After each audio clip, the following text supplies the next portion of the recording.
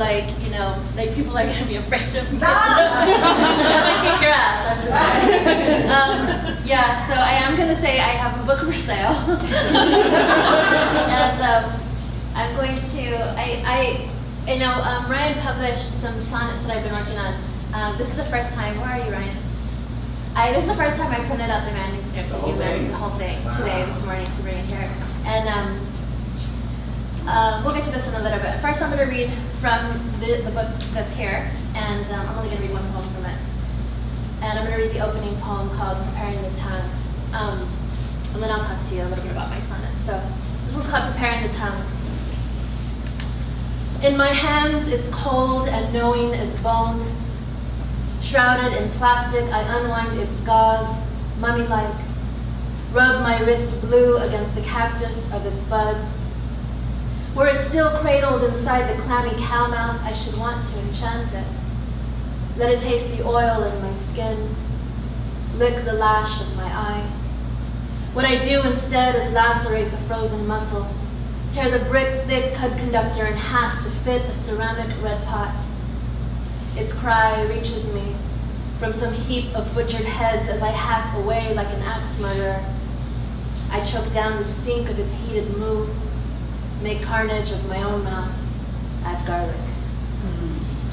So that's that.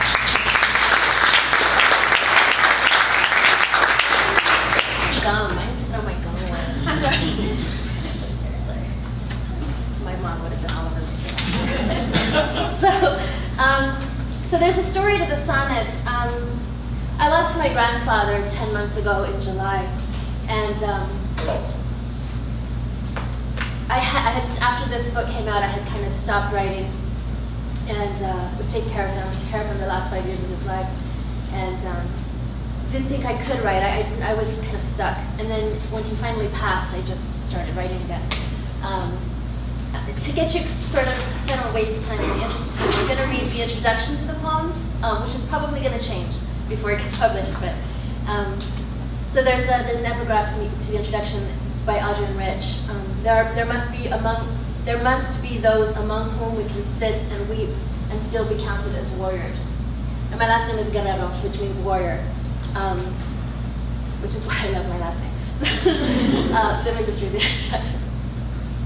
I never thought I'd write a heroic crown of sonnets. But I lost my grandfather that early Sunday morning, that July. I felt a sense of drifting. It was as if my body parts, my brains, my voice wanted to follow him into the heavens. Then began the slow deconstruction of everything I had until then known to be true and right. My sense of self, of future, of past, my sense of identity as a guerrero, a warrior. I knew I needed to contain everything I had, all my pieces, however I could. If not for my own sake, then for the sake of my children and my students. The sonnet itself, that vessel, became the only thing I knew that was experienced enough to guide me through grief, what I had never known. What could I possibly try to understand of lost love that the sonnet didn't already know? The sonnet became for me a teacher, rigid mentor who expected my complete seriousness. It demanded that I work hard, that while trying to capture, I not get so lost that I forget I am working. In this way, the sonnet was very much like my grandfather. It expected me to work hard, to never give up, to be able to put my name, our name, on something proudly that was well crafted, maybe even beautiful, but functional always. In this case, these sonnets function to keep me from losing my pieces. These sonnets function to help me understand the blessing of work. When I would watch my grandfather in his workshop, he often left edges of a table, a birdhouse, a slab of sheetrock, a little roughed up, never perfect. On the kitchen hutch he made for me of reclaimed wood, he left an empty wasp's nest, intact and attached. Character, he said. I leave you with sonnets that are not perfect, in the English or Italian sense, but charactered, like us. It should be noted, too, that I visited El Paso for the first time shortly after the death of my grandfather. I didn't visit Juarez. All I knew was to be afraid, and I promised my dad, who had just lost his dad, that I wouldn't. In El Paso, I met wonderful people, students, teachers, writers, mothers, fathers, who were so dedicated to perseverance despite the kind of overwhelming grief that hovered in the sky between the two cities, the grief they carried in their eyes. Juarez was so close in geography and in spirit. It was as if each loss on the other side of the border magnified each loss on this side. Not understanding my own movement through grief, El Paso offered a space for me to explore it. There was no specific conversation, no specific street I walked. It was simply that death was so close there. So close, in fact, it was in El Paso that I started to recognize the grief in my own eyes, and I started these sonnets there. I'm not gonna cry. Where the dead come to speak. El Paso. And maybe there was a Laurie who left behind 3 children, a sink full of dishes, a man who kissed her as if the whole world lived in her mouth. I do not know the border here, the Ad Nopal, violet peaks in bloom with alphabet and character I only know in song.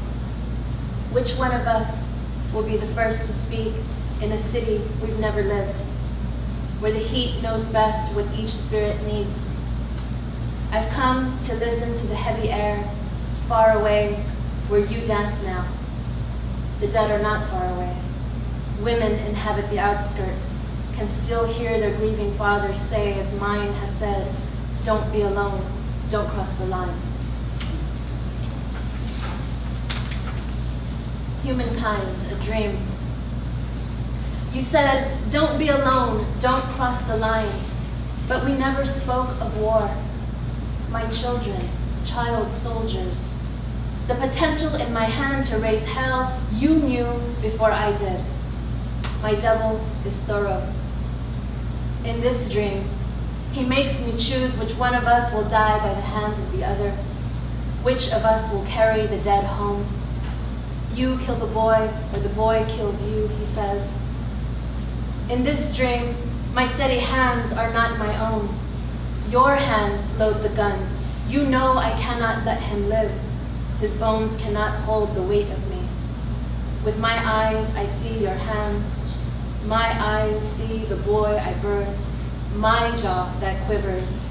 You wake me before you pull the trigger.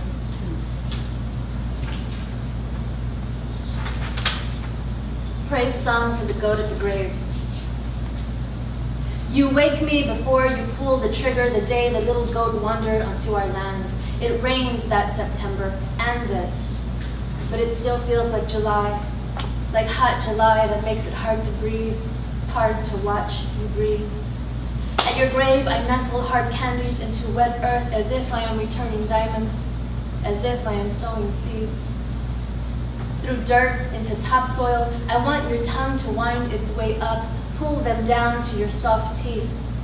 Who knows what you're capable of, now that your heart has fed the dirt? But only the goats are here, with crooked songs I do not know. Only the goats are here to say hello.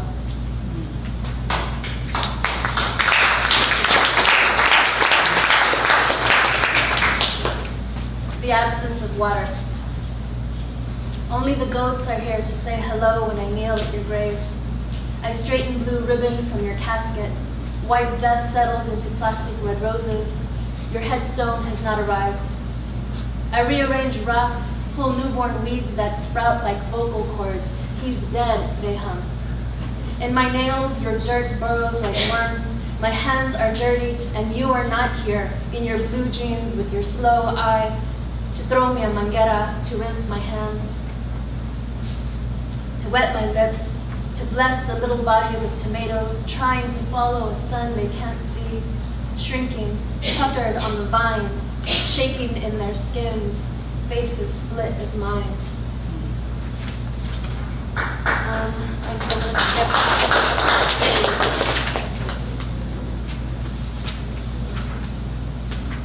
This one's called, this one's called Without You I Am Cactus. Like yours, mi muerto, the last time I saw you, October's eyes are gray. Today, you are not a dead man. October resurrects.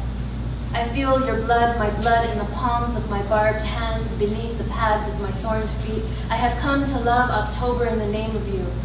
Today, I say you're back. Today, I breathe life into your mouth. Today, I am rain. Today, yours are the hands that split the fig. Eat half, you say, and half for me. Today, cactus will bloom and flood. We'll look at our reflections in the mud.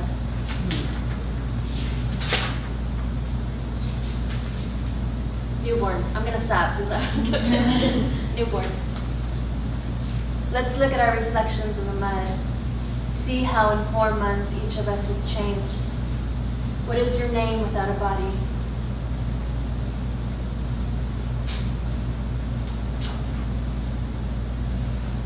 Sorry.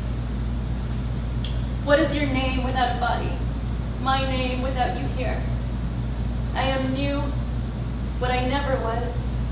Suddenly I carry my newborn grief like a mother. I nurse and swaddle my most fragile, my newest, my sweet. What festers in the bellies of strangers does not concern me. There is only this. I am the only mother. Mine is the only child. I decompose alongside you, wanting and not wanting everyone to see me. Off-balanced and leaking, my skin in strands, the oddity that was put in my hands.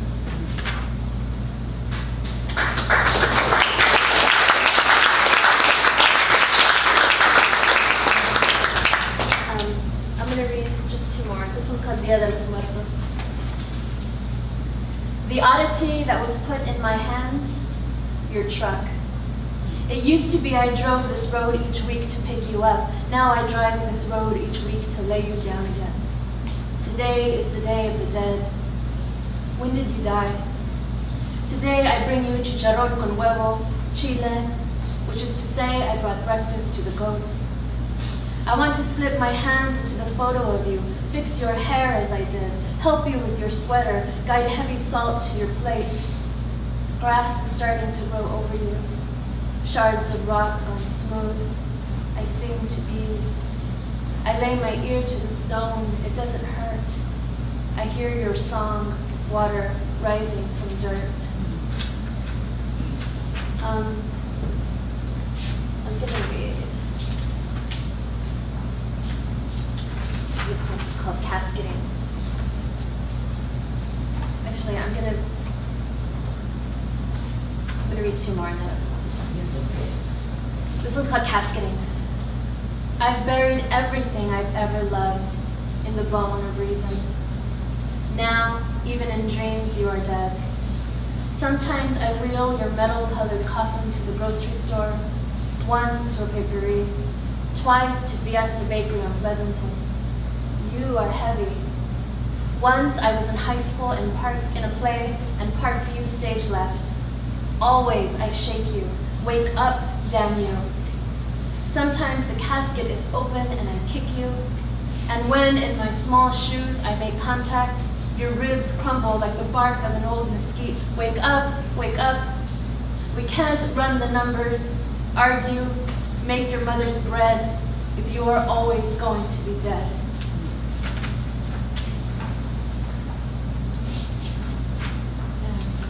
Skip some.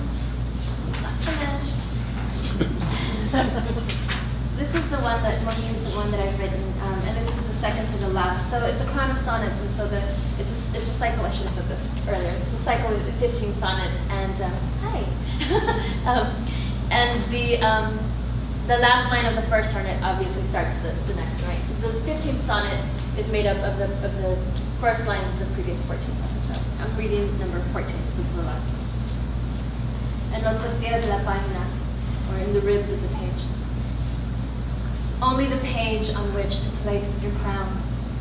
Ink-soaked reliquary. Here goes your hat, your skin, my love, my gomecindo, grandpa. Meet me here all my life. Let us gather together in the ribs of the page. I will bear myself in the soft curve of your name. I will loose the bolts, hinges from my nape.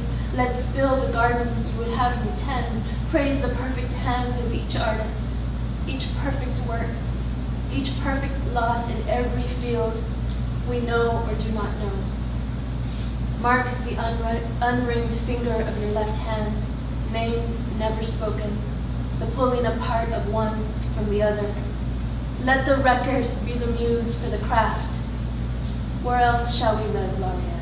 What's left?